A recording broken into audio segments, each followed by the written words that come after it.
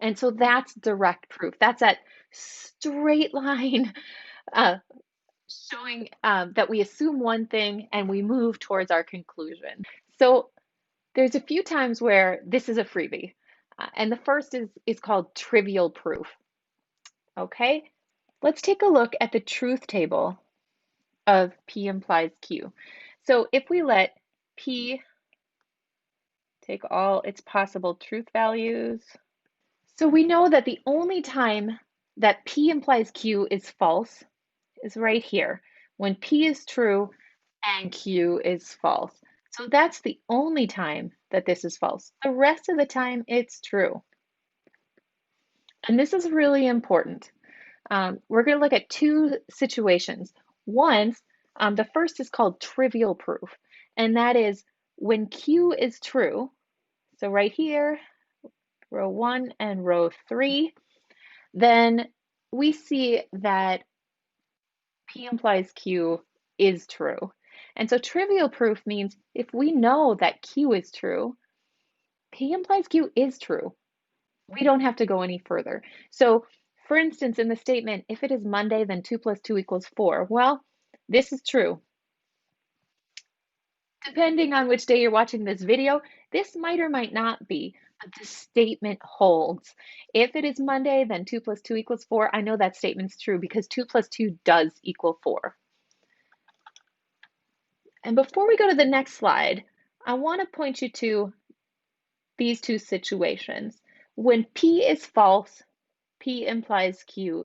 What P implies Q says is if P is true, then Q follows. Well, if P is false, it doesn't tell us anything. So the implication holds. And so this gives us an instant proof, vacuous proof. If we know P is false, then P implies Q is true. So in this case, if I'm speaking about financial wealth or poorness, if I am both wealthy and poor, then 2 plus 2 equals 5. This implication holds despite the fact that the sentence is crazy. This is false, and this happens to be false. But that's not the point because the whole implication, if I am both wealthy and poor, and 2 plus 2 equals 5, that's true.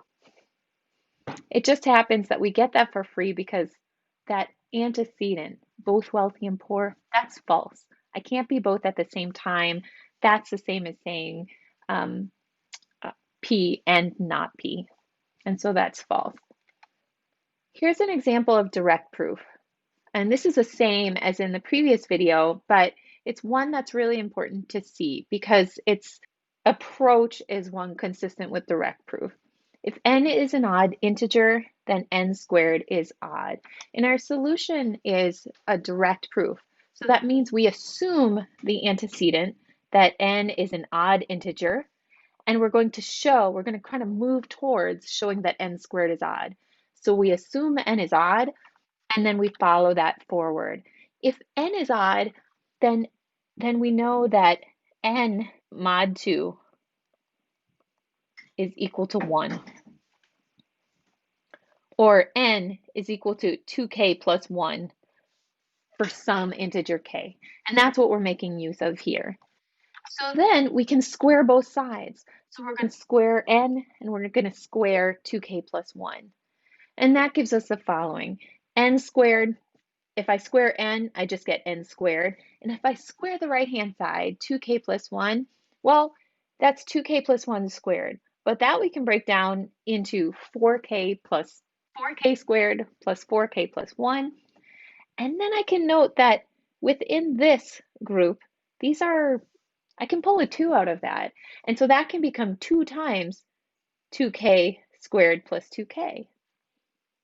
But that's just equal to 2r plus 1 for some r, which is equal to that 2k squared plus 2k. And the reason we break it down like that is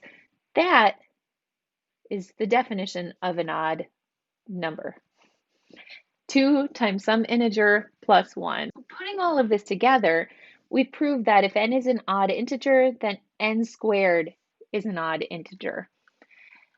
And we end our proof with QED.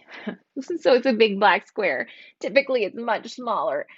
Uh, but the reality is, it's the stopping point. It's that showing that you're ready for your mic drop. You've done it. And that is, it doesn't matter to me what your symbol is. Just let us know that you've done the job and you've finished the work that you set out to do. QED means um, that you've shown what you wanted to show.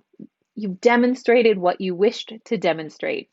And in fact, if you were to use a little gold stamp or a praise symbol, or even a rubber duck, it wouldn't matter. You did it. You finished to the end of the proof.